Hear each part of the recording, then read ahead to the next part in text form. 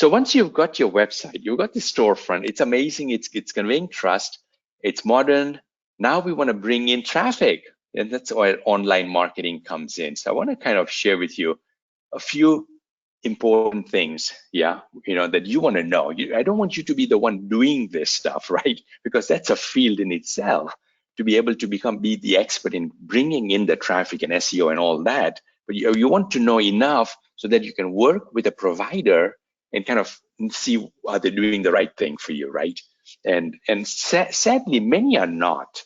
Yeah, there's just a lot of scam when it comes to online marketing, and people that they charge money and then there's not much improvement, or they're not doing much because it's so tough to see, right, exactly what they're doing under the hood. So I just want to give you a little bit of a thing here, and kind of an overview of what you want to be looking at.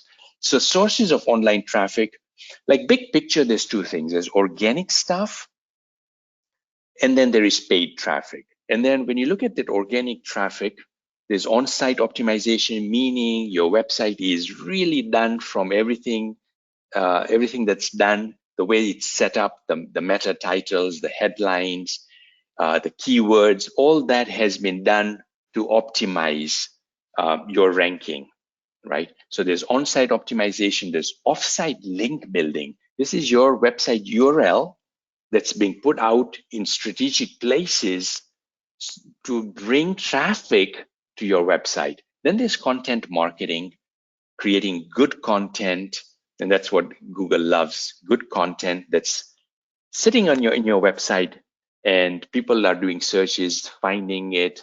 Google loves that. They rank your website. The more the better the content there is. Google in refreshing, you're putting in new content and so forth. Google loves that. And then there's social media, YouTube channel, having a channel on YouTube, your firm's channel, Google My Business, and then having local citation. So this is all organic stuff that we do. And then your paid traffic, where you've got, you're paying money to put an ad. When somebody clicks on that ad, you pay Google or Facebook or YouTube.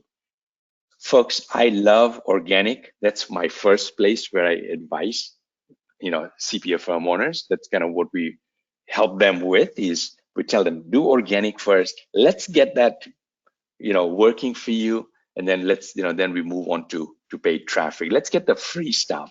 Let's make sure that you're optimizing and capitalizing on what can be done fairly easily for you. So organic traffic, I don't think I want to go much into that because I kind of mentioned it earlier on. Let's see. The objective really is you want to maximize your impressions, right? When somebody searches for accounting or tax services, and in my case, I'm looking. My office is kind of headquartered in Marlborough, New Jersey, and so business accounting services. You guys see that in the graphic there on the top. Business accounting services, Marlborough, New Jersey. Straight Talk CPAs, that's my firm. It's the first one that ranks up there, right? And what that means, when your website is getting ranked so high, you're increasing significantly the chances of them clicking on that, coming to your website, warming them up. You're warming them up on your website. They're seeing what you're about, and then them scheduling a meeting with you. Now imagine people doing that every day, every week, leads coming in like that. People clicking on your website and say, yeah, I need help. I am growing my business. I've started a second business, what have you, right? And as opposed to your website, somebody searching, but your website comes on page 5 of Google, or you're coming up on page 15 or page 30. Folks, no one is going there. No one is going that far and saying, all right, who else is there on page 15 or page 7? They're looking at page 1, sometimes page 2, right, of when they're doing the search. So you want to be on page 1. Ideally, you want to be on the top 3 because that gets the highest number of people that are going to click on it. These are the inquiries that came on my website, on my firm's website, just in the last a week, 7 days, 10 days, right? Need help with organizing my accounting. So this is, there's a place where they can put in the message, right? So they'll schedule the meeting and they're like, this is, some of the things that they share. Currently looking for a CPA for my small online business. I'm interested in your personal tax planning services. We need help with our business and tax planning preparation. Everything comes in between. Need consultation on whether to work sole, so you can just kind of see. Most of them are pretty solid. There'll be some that will be, they'll be asking a question and so forth, but most of them are, these are high value clients. Yeah, they don't have to be in the $10,000 a year fees, but some of them can be 5,000 or 7,000, or they can be a very good personal tax return or a personal tax return in tax planning or a tax consultation. So you're just bringing in the steady stream of leads coming in. And imagine if you have this 5 or 7 meetings every week. You're meeting with prospects, you're signing half of them up. And this is what I mean by client flow, right? You're using today's technology, online marketing, website, online traffic to bring this coming to you without you having to go and reach out. This is like automated stuff. It's like leads coming in when you wake up in the morning, they're there. You're not having to do the grunt work of whatever, calling and networking and all that stuff. All great, but it takes a lot of effort. This is pretty passive, which I love, right? It's leads coming your way. All right, kind of already talked about paid traffic. So let's move on to fee structuring system. How's everyone doing? Are you getting a lot from this? Like what's been, perhaps, yeah, take a moment and just share in the questions pane the one thing that you've got so far. What's the one thing that's landed for you? The one thing that's resonated with you? That'd be great. And while we do that, while you guys take a few seconds, I'm gonna get a sip of water. We do actually have a question. It was just before you transition to marketing efforts. Going back to the website, Jason's asking, do you have any suggestions for the website and for the companies? Like a provider is probably what Jason means. Yes, I think so. Okay, This was got it. like right before you went to online marketing. Oh, okay, got it. Hmm. Yeah, Jason, go to CPA Marketing Genius. That's my uh, website. Towards the end, I'm going to give you an opportunity to schedule a one-on-one. It's a 15-minute one-on-one. So let's do that. I want to take a look at your current website. I'll just give you some advice and give you some feedback on your current website, whether we need something different or we can work with what you have. I'd say, Jason, that's really the best, easiest, fastest way to get some free help from me and some advice that'll help you. All right, look at this, Jasmine. So many great stuff. I love hearing from my colleagues here. Luciano saying, great, nice presentation. Importance of website is my main takeaway so far. Differentiate statement on website says Christopher. Kristen says Google. Vanessa says, how to set up a website for maximum impact and lead gen. So awesome to hear that. Kelly saying, do you value bill or bill based on time spent or a combination? Kelly, great question. It's a combination of the two. Most times it's value bill. Yeah, it's value bill. It's really making a judgment. If I can get my head around what they need and the value we're going to provide to them, if I'm able to do that as a CPA when I'm meeting with them, then it's like, okay, folks, it's going to be 5,000 or something. Sometimes we cannot, right? We don't know the scope of the work. So that's when it becomes hourly. So we kind of let them know what the hourly rate is and so forth. Vanessa is saying how to set up a website for maximum. Oh, I did that. Jason, yes, that's cool. Yeah. Janae says, yes, this is great. I appreciate what you described as objectives for our website. Monica saying we're a boutique tax and accounting firm and rely on our website and referrals. It's nice to hear we touch on the important items on our website. Peter saying you're incredibly resourceful. Thank you. Appreciate that. Wow, so many more. So in the interest of time, really appreciate folks, you guys sharing all that. Let's move on to fee structuring system. I want to give you guys a few gems when it comes to fee structuring system. The first thing is that you want to have service packages. And this is the power of having a service package. In my case, in my firm, it's 3 service packages: Signature, Premium, and Executive. It's 150. Signature starts at 150 a week times 52 weeks at $7,800, plus the corporate tax return, plus the personal tax return. And these fees are average, right? Like when I say corporate return, 1,500, sometimes it may be 1,700 or 1,800 or so, right? It's not necessarily 1,500. It depends on just the effort. But you can see what the fees is then. Annual signature, that's how I come up with the 10,300 and going up to executive at 43,000. You'll see that most of the people coming in, they're going to be most likely in that signature package, because most businesses are in that $1 million range, or 500,000 in revenues range, or 700 in revenue range. So anyone in that range, they're going to be, that's about the right fee for them, like 10,300. And then when they get over in the 2 million and over, then it's 18,600 and so forth. So having service packages is really important. You're providing them with the full solution. And we're currently actually in the process of changing up our pricing page, but this is what it was. Just last week, this was what it was, and we're playing with another pricing, laying it out in another way on our website. But we had the 3 packages all lined up right there on our website for the prospect to know. And the good thing about this is, where it says it's average 150 a week. When we're meeting with them to learn what their needs are and so forth, you get such little price fee resistance because they've already seen it. It's like 150 a week, which is $7,800. So it's about a $10,000 a year client. So it's kind of full transparency there, and which works really great. This is a simple. We have I'm so sorry to interrupt. We have a couple questions. Did you want to take those now or hold them until the end? Yeah, let me quickly finish this segment. Sure. And then we'll take it. Thank you. Appreciate it.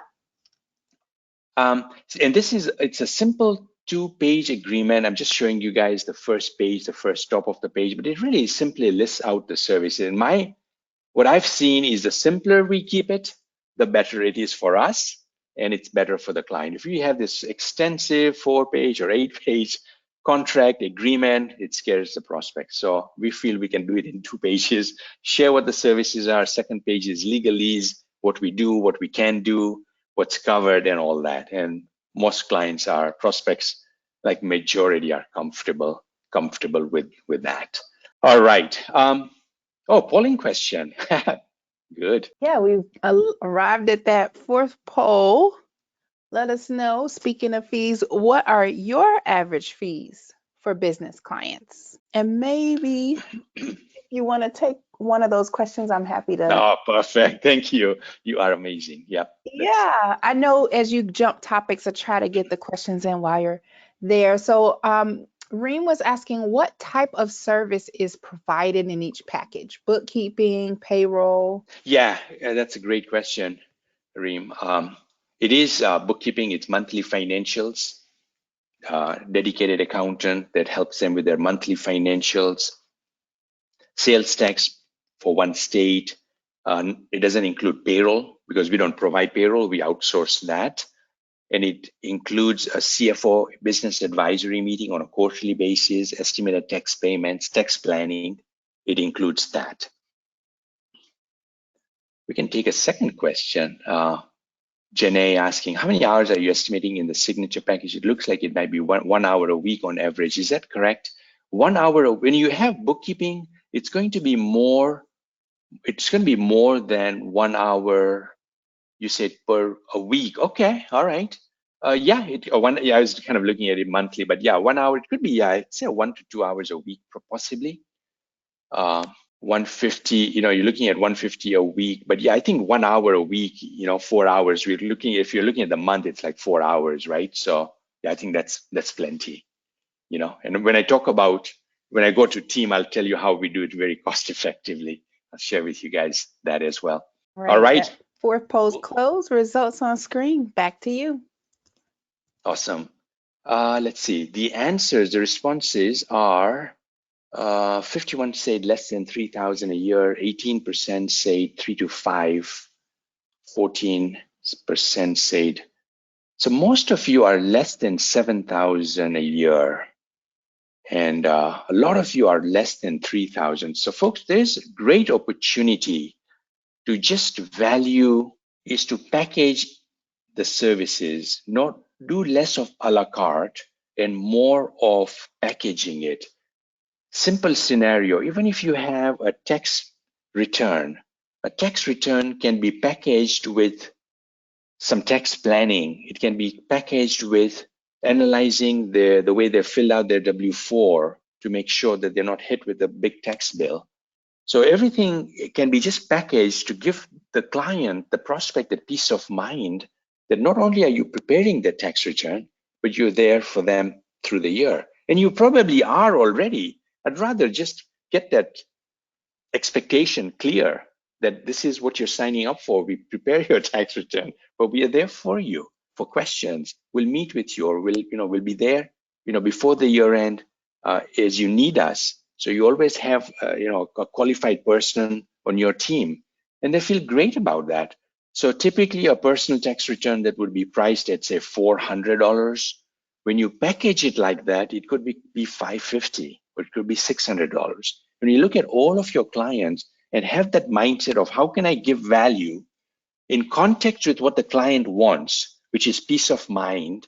They want to pay the least amount in taxes. They don't want to get audited. And when you present your value package in context of what they need, then there's going to be an alignment and say, that's exactly what I need. And they're ready to pay whatever, the 500 or the 750 or so. Okay, all right. So we talked about service packages. Let's talk about results-driven team and culture. And this is the third piece, right? We talked about client flow. Actually, yeah, the second piece, team flow, and then I want to talk about team systems flow. So team flow, culture eats strategy for breakfast. This was said by the great Peter Drucker. Culture eats strategy for breakfast. What he means by that, or he didn't mean that strategy was not important, rather that a powerful and empowering culture was a surer route to organizational success. So culture is more important than strategy. You can have the most brilliant strategy, but if you don't have the culture, the team that can execute that strategy, then that strategy is not going to go far, right? Or it's not going to be effectively executed. So team stands for together, everyone achieves more. And without it, people are not going to be on the same page. They're not going to be contributing to reach firm goals. Firm never reaches its true potential. But when you get this right, everyone's working towards collective goals. It's high performance accountable, and it gives you the freedom, the lifestyle practice that you want, right? You're not working long hours, and it's not stressful. You've got the team that's able to handle the day-to-day stuff. So you can have an in-house team, and then you can supplement it with an outsourced team. And that's been the best combination for my firm for the last 8-9 years, is having the two. Having the in-house team that's client-facing, that's doing more review work, having an outsourced team that can take care of more of the preparation stuff, tax preparation, bookkeeping preparation, right? So we can get that done. We can scale it. We can get as many tax preparers as we want. We can keep our time deadlines and all that intact of 2 days, 3 days, business tax return or personal tax return, or within a week, we can complete that because we have got this external team called, the outsourced team, right? So, and of course, it's very, very cost effective to do that. So that's been our best combination to do that. So when we go back to, I think it was Jenny that you asked the question, 1 hour per week when it comes to, the fees, right? The bookkeeping can be done very cost effectively. The tax preparation, business tax preparation, personal tax preparation can be done very cost effectively if it's outsourced. and you get a product that is 90% finished, and there's some missing items that you need to get from the client, and this is where the client interaction comes in, consultative approach comes in with the client, and that's best done by somebody in our in-house team. So hopefully that kind of opens up some doors, avenues for you guys in how you approach your team in having that thing. Regardless, if you get an outsourced team as a supplement to your as your internal team, communication, folks, is the key. Communication is the heart of the organization. You want frequent communication, you want kind, polite, and respectful communication, and you want timely communication. If somebody sends an email, a response back after a day or 2 days is too late. So email communication, all that, it's, there's parameters, there's standards, performance standards when it comes to communicating within ourselves as team members and communicating with the client, right? So having that emphasis on how important communication is important. And one of the best ways to communicate is meeting on a regular basis. Yeah, having a weekly having a weekly team meeting is super important, and it's got to be on the calendar. And we've been doing it for years and years, and I cannot see operating a practice without it. That's my little involvement in my practices. I make sure I'm at the team meeting. I'm not doing the day-to-day stuff. It's a lifestyle practice for me where I'm working about 1 to 2 days a week at best.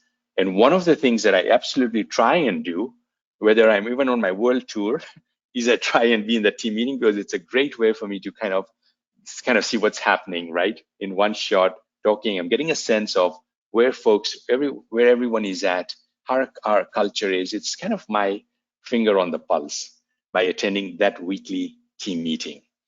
All right, setting your practice apart. We've got 10 more minutes, folks, and I think we can cover what I have still left to go. So how do you set your practice apart? The key is to setting your practice apart while keeping quality referrals coming in. The best way is to offer the full solution, to provide services that are a solution to what your clients are struggling with. And your business clients especially are struggling with a number of things. They're paying too much in taxes, stagnant profits. They've got so many challenges, much like you. And if they've got an accounting firm that can help them through the service package, yeah, you're doing the bookkeeping, you're helping them with tax planning and reducing the tax bill, you're making sure that there's no red flags on the tax return, you're providing business advisory, CFO type services where you're looking at their financial statements with them and talking about their business. You're talking about growth, revenues, you're talking about net profit, you're talking about profit centers, new opportunities, their pricing, and so forth. And this is a very valuable meeting to have with the client. So if we do that, then we are helping them, we're offering them the full solution. And that's why we get paid the service agreement fees, 10,300 to 18,000 to 43,000, is to provide them with that full solution, right? So that, in my mind, is the best way to differentiate ourselves. Really become very client-centric. What do the clients want? What are their struggles? And then create a solution, your service package, that addresses their problems. One of the things that I hear a lot when I'm meeting with a prospect, they went on the website, they loved what they saw, they really resonated with it, and then they look at reviews. They read reviews, and they say, "You got such great reviews," and these were all authentic reviews given by real clients. And not all clients are going to just go and give a review. We've got to ask them, right? And this is a simple framework, an email that you can use as a sample. You can tweak it, make it your own, but certainly kind of benefit from having a template like this, simple subject line, and asking them to give you, to leave you a review, and then getting referrals. Once they've given you a review, You can send them an email asking for a referral, or the quarterly CFO calls, business advisory calls. Great opportunity to connect with the client, give them value, advice, and so forth, and then ask for a referral. And not every quarterly meeting has to end with asking them for referrals. You can kind of see how it, how it is. All right, I want to share with you some process changes. This is our last segment. It's our systems flow, and this is where you want to create an efficient, systematized, documented, standard operating procedures. So there's no guesswork. Everything is done by design. So I'll talk about a few things we did this past tax season, and we've just built on it even in extension season, and it's been really phenomenal. And so we made us. So I'm going to share with you a couple of resources in terms of what we use in terms of tools, but continuous improvements in any area eventually transform the CPA firm. So they lead to service innovation, they lead to re-engineered or new processes. So what I'm sharing here on this slide is don't look for big breakthroughs necessarily. When you're making improvements, look at it as continuous, small, incremental improvements. And when you put all these small improvements together, they become a massive transformation, right? Make a lot of little improvements every day. That's the mindset. Your mindset as a firm owner, get your team to be kind of create that type of a culture. Small improvements. We talk, we collaborate, we exchange ideas with a greater in mind is the greater good. Will this help us become better as a firm, as an organization, or will it not? If it does, let's do it. Doesn't matter who said it, whose idea it was. It doesn't matter. It matters that we had this exchange of information, some ideas. We encouraged each other and said, hey, John, that's a great idea. How would you implement it? And we kind of had this conversation of now talking about the idea and then execution, right? So folks, this is the takeaway for this slide is don't look for major breakthroughs. There are very few major breakthroughs. And instead, the wins are the small things, but they're done consistently over every day, right? A few changes we made this tax season that really increased our client satisfaction and our efficiency. So the workflow program that we've adopted is called TaxDome. You guys probably have heard of it. I see lots of firm owners using it. There are others, so many others, but we decided to use TaxDome. It's a workflow central hub at pipelines. What that did is we got everything in one place, and that just made it very easy for the team to work. It became a client, a way to communicate with clients. So all the communication was there as well. It was a central place for us to do that. Second thing we did is we got electronic tax organizers, and we had the highest number of people fill them up.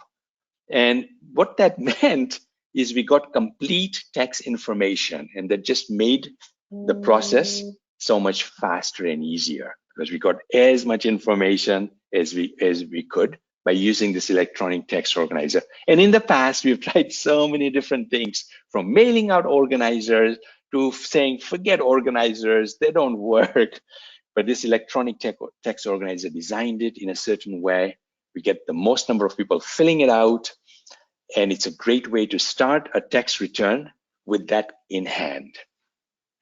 And then we brought in automations, which was automated communication with the clients. Without manually communicating with the client, that was just a supplement. We had the system, TaxDome, do the automated emails. When at various steps in the journey of a tax return, we had automations done so that the client is kept abreast of where things are at. Communication, right? We were keeping the client informed where that process is, and we've done the same thing now with our bookkeeping. All the clients that we are doing bookkeeping for, all the people in the service package, we kind of have that automated system in place where we've got technology working for us. All right, wow, we've got just a couple of minutes left, folks. I think that was kind of everything that I wanted to share with you guys. Talked about client flow. how to put a system in place with your website, online traffic, so you got leads coming in wanting to meet with you. That's like, talk about revenue growth, right? It comes from doing that. Talk about fee structure, really thinking and looking at it from being valuable. Yeah, providing, packaging our services in the context of what the client's needs are. Profit maximization, tax minimization. So we created a service package that addresses that. And then building a results driven team and culture that gets it. They're all in. They get it. And then a few things in terms of systematization, using technology, and that getting quality referrals and reviews. And what's the best path to get there? That's the in 15 minutes we do that. It's the best 15 minutes you're gonna spend. I think in the link I've opened up my schedule with some appointments, some availability here and there. So just grab one. I think the link is right here. Yeah, that's it. I think we're almost there with time, and this was so good. What an interactive crowd, Jasmine, that we had today. Thanks, guys. Bye bye. Thanks, Jasmine.